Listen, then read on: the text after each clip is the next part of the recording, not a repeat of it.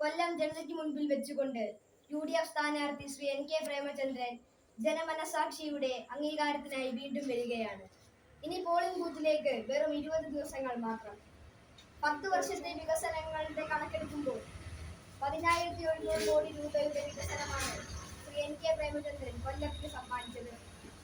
1987 ഗ്രാമപഞ്ചായത്ത് അംഗമായി കടന്നു വന്നു. എന്നിട്ടിപ്പോൾ ഇന്ത്യൻ പാർലമെന്റിലെ ഒന്നാമനായി കൊണ്ടുപോകുന്നു.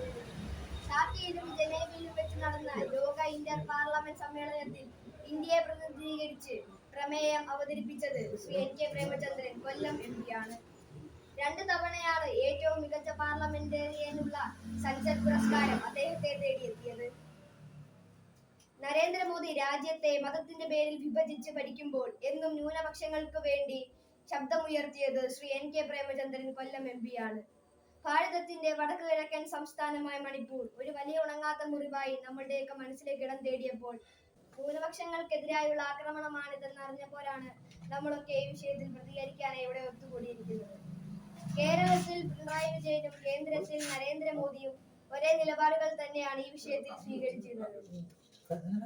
ഈ നിലപാടിൽ ഒരു മാറ്റം വരുത്തേണ്ടത് അനിവാര്യമായിരുന്നു. രാഹുൽ ഗാന്ധിയുടെ കരങ്ങൾക്ക് ശക്തി പകരാൻ എന്നും ശ്രീ NK പ്രേമചന്ദ്രൻ കൂടെ ഉണ്ടാകും.